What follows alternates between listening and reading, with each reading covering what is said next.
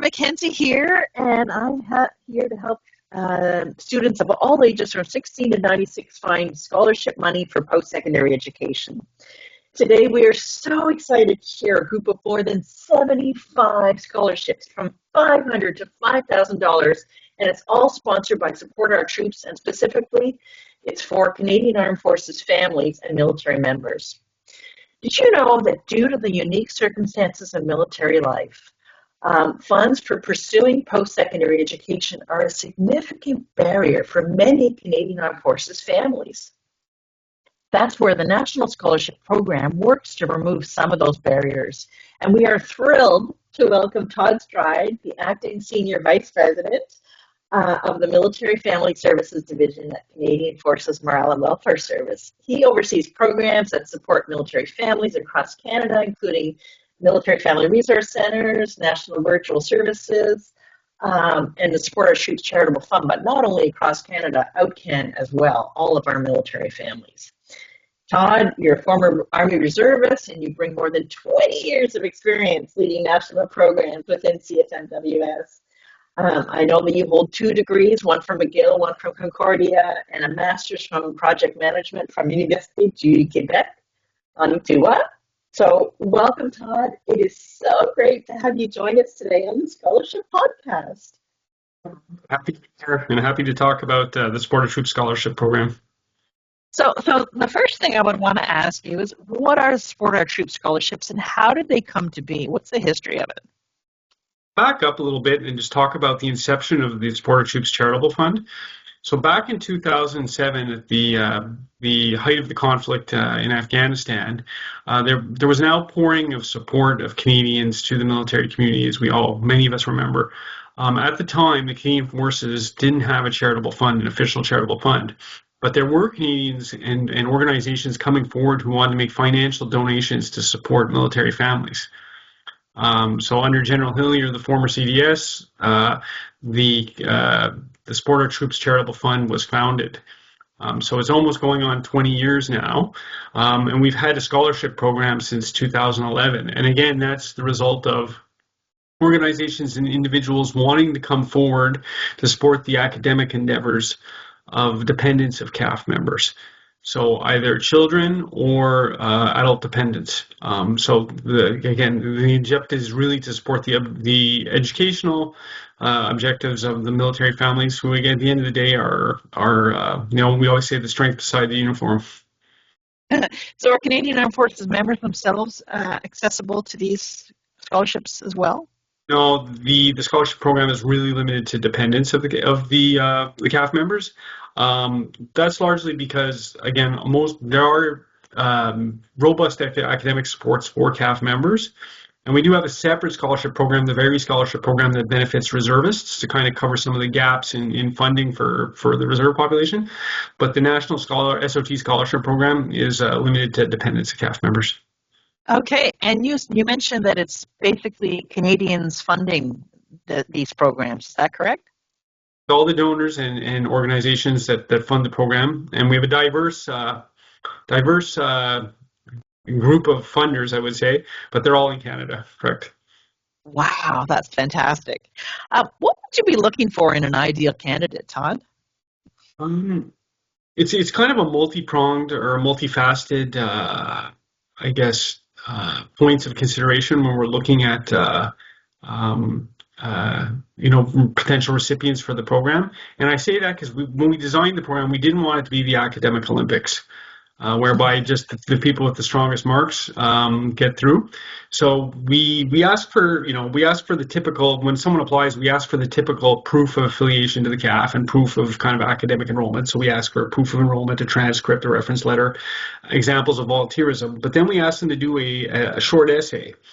And we look at some of those kind of intangible, criteria above and beyond grades. So we ask them, what are specifically their academic and career goals?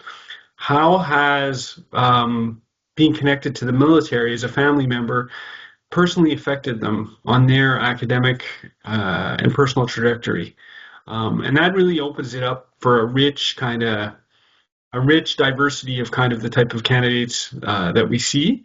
Because some have encountered challenges because of the military lifestyle, but certainly, many have benefited and feel that they're more resilient because of things like moving, things like having a parent potentially deployed.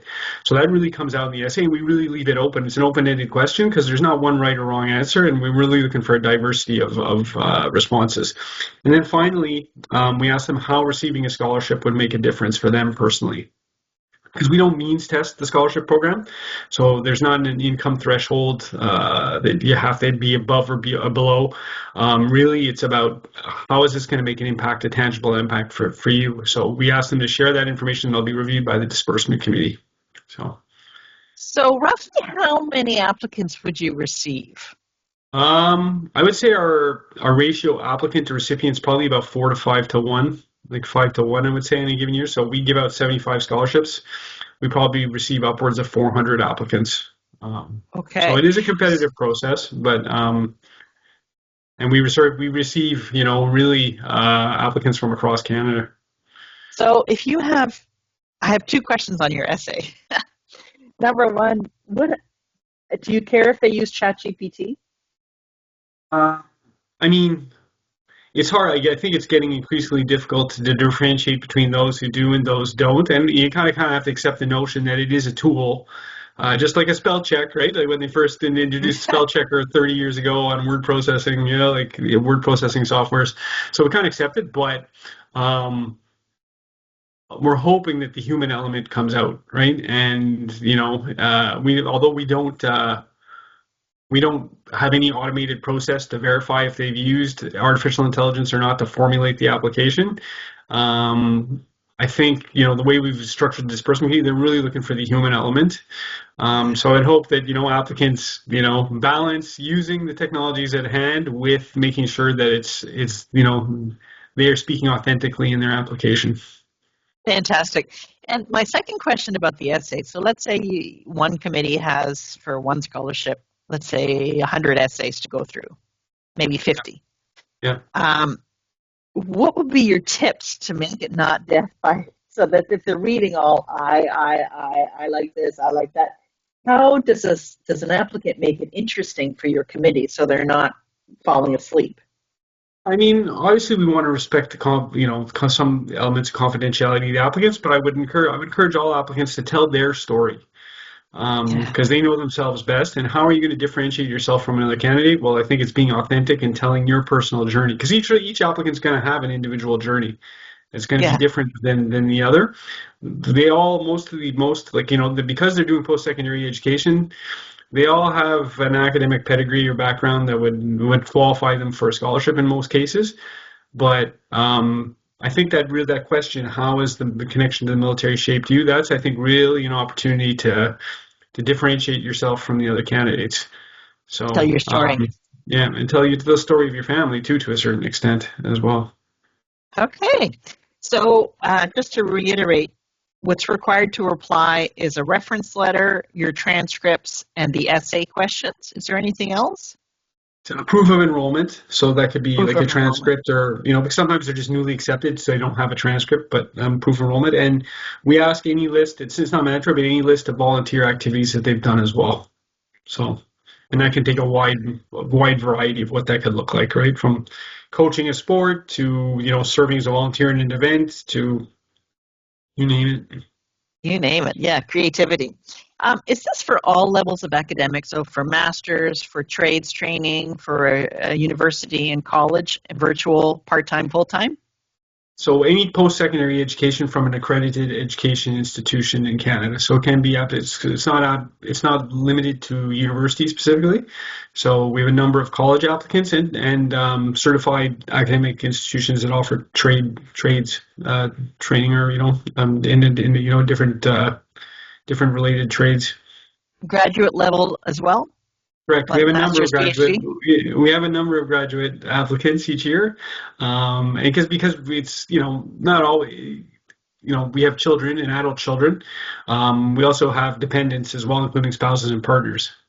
So And I always tell people, it's easy when you read the news today to get disgruntled about, challenges that we have in society. But I would say anyone, of our scholarship committee review members would attest to the fact that if you want to be motivated, you read some of these applications and just see all the positive things and the high level of skilled Canadians that are looking to get more skilled and give back to society. Like, it's encouraging. Yeah. So whether it's online or in person, full-time, part-time, that's okay too, right? The one limitation I think we do is, for most of our donor base, they want to fund scholarships for education that takes place in Canada. So, and Okay. we accept that, and that's one of the limitations, right? So, unfortunately, if someone wants to do post-secondary education in another country, the funds are limited to funding education in Canada. What if the family is living out Canada now, but they are going to university in Canada? That's okay then. They can It's apply fine. even if Yeah, they're living outside. that's absolutely acceptable. Yeah. Can an applicant win more than one scholarship? It's happened, and I never say never because it's unique. There's unique circumstances, right? One time we had an individual who um, received a scholarship, was well intended, but was living through some significant challenges, and like many young adults, decided to change their academic pathway. And given the fact of the amount of challenges that they were personally going through, the committee thought it merited the individual merited a second scholarship. However, we do tell that given the inordinate amount of applicants we receive, we try to give preferential. I guess preferential we give preference to first-time applicants where possible, understanding that we don't have enough funds to support everyone who asks for support. But there are unique circumstances that certainly warrant, and we don't. People are open to apply multiple times. Okay. Is it one committee that screens all 400 applicants, or are there multiple committees depending on the scholarship? It varies on the year. Like one year when we hit like 500 plus applications, what we said is we ensured that at least 3 to 4 people reviewed every application. So that would translate to about each disbursement committee member reading 150 applications. Let's say in an ideal setting, they all read the same applications, but what's logistically possible. It will dictate kind of what the approach that we take. But Do you just have a rest rating? assured that it's not 1 or 2 people making the decision on any one applicant. And where there's parity in scoring, then we'll expand the number of people that look at the applications to get down to a final list. So you do have a scoring mechanism.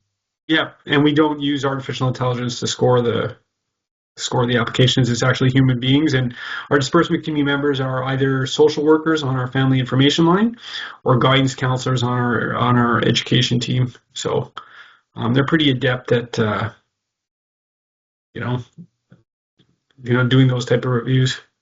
As an aside, Todd, I have used your family information line 4 times, and each time I was wowed. I was so impressed with the quality of the call. But that's another That's okay. story. I'll pass that on. I mean, they've been in business for a long time now, so they really know not just resources that we offer through CFMWS, but they really know the CAF, like in terms of can do referral to a whole bunch of resources. So. Yeah. Okay, my last question for you is what's the deadline to apply? So we open up 1 May, and then applicants have until 16 July. So close at I think 4 o'clock Eastern time. I think on 16 July. So it's a pretty wide window, but I think that sets us up for the most possible success. Are they mailed in or is it online? All electronically, yeah, all electronically captured, and people can upload their documents. Wow. Okay. So, is there anything else you wanted to add about this National Scholarship Program for the defense families? I would just say, like, for like I said, for it is really specifically designed for dependents of CAF members. So I would invite anyone in the military community, if you're not sure, please inquire. We do have a generic inbox where people can ask questions, and that goes for community members too, who potentially want to support the program. We have everybody who our donor base for the scholarships varies from someone who gives us, a couple $100 a year for the scholarship program, and it's earmarked for that program, to corporate donors that give us, more significant amounts of money. But there's a space for everyone to support the program. Fantastic. Well, thank you so much. 75 scholarships for the Canadian Armed Forces families, from 500 to 5,000, and the 75 can be a little bit more depending on funding. And thank you so much to support our troops, and to you, Todd, for making this all happen. Like, this is a great program. Thank you so much.